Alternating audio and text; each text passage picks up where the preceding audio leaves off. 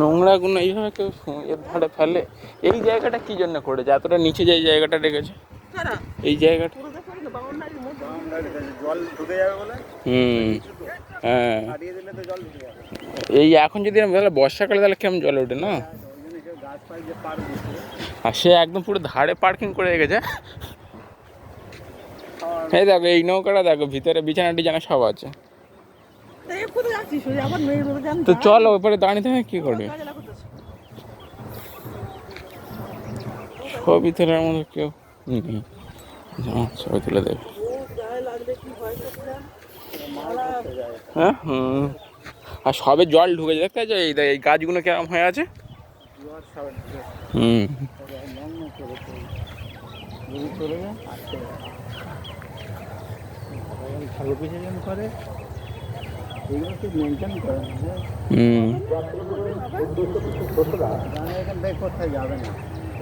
এগুলো যদি ওই সব ইয়ের দিকে হতো,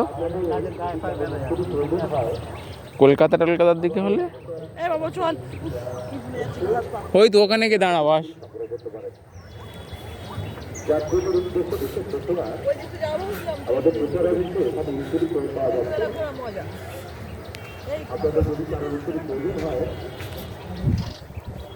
আপনারা অবশ্যই উত্তর সংগ্রহ করতে পারেন।